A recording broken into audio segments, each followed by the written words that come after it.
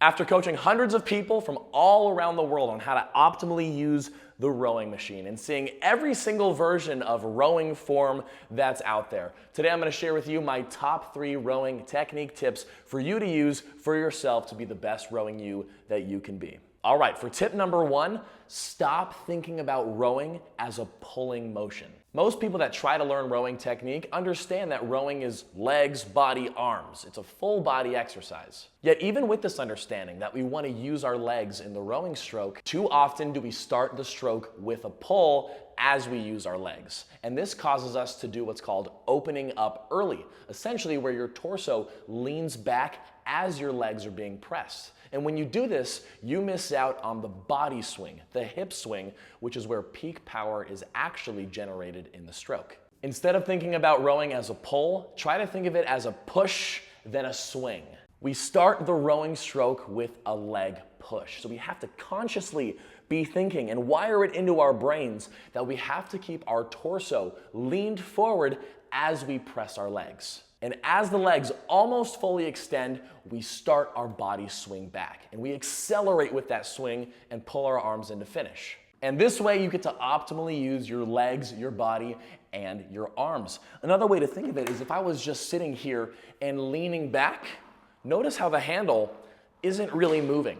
This is what happens when we push our legs and lean back at the same time. But if my legs are fully extended and my body still leaned forward, now when I lean back, I'm actually getting some motion out of the handle, some power out of the stroke. And that's why it's so important to push, then swing.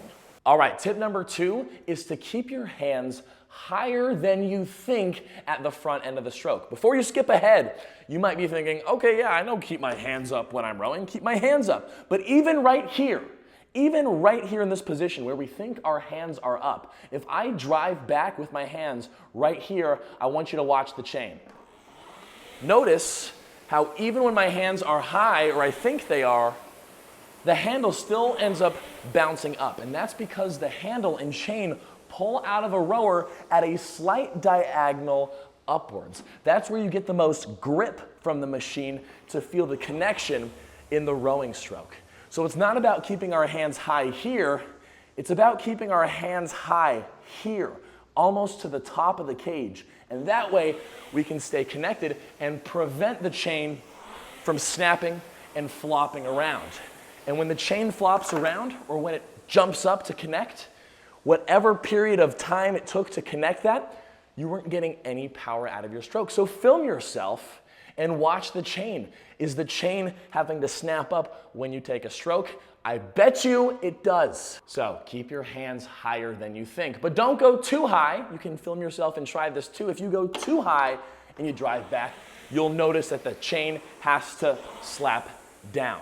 And over time, and as you keep practicing, you'll find that perfect middle ground, that perfect diagonal line of pull. All right, and tip number 3, something no trainer is ever going to tell you. It's to check your foot plate height. Where your feet are set in the rowing machine matters, and most people have their feet set too high because of this old school thrown around phrase of strap across the widest part of your shoe. The widest part of most conventional shoes is like around the middle of the shoe.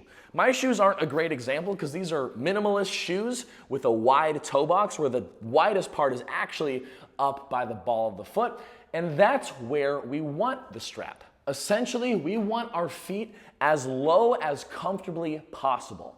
Now, why is that? That's because the lower our feet sit, again, it has to be comfortable. If your toes are not strapped in, then what are we doing? But as low as comfortably possible, it lowers your knees down. It brings your knees down and makes it easier to lean forward at the front of the rowing stroke. And a lot of individuals who are using rowing, maybe even yourself, have some room in the midsection to lose, that you're trying to reduce your body fat. And with a larger midsection, that already makes it harder to get a strong lean forward. But if your feet are high up, it makes it way harder to get the lean forward because now your knees are raised up high in front of your face. This is exaggerated, but you can see here how much higher the knees are and how much harder it is to get a lean forward without the lower back rounding. And when the lower back starts to round, we risk lower back injury. We're not getting nearly as effective of a stroke as we could. And luckily, this is such a simple, tiny change to make that might make all the difference in the world. So check your foot plates, make sure they're nice and low to make the front end of your rowing stroke feel stronger and more comfortable. But boy, do I have a lot of other tips to give, which I'd be happy to give for you if you'd like to sign up for a form review, which you can do over on my website. But I hope you enjoyed the video, and I hope these 3 tips can help you out with you and your rowing journey. Let me know what you'd like to see more from me down in the comments below. If you have any rowing questions, I'm happy to answer them for you as well. I got a lot of stuff over on trainingtall.net and my follow-along workout app, Just Row. So check those out if you're interested. Thanks again for watching, and I'll see you in the next video.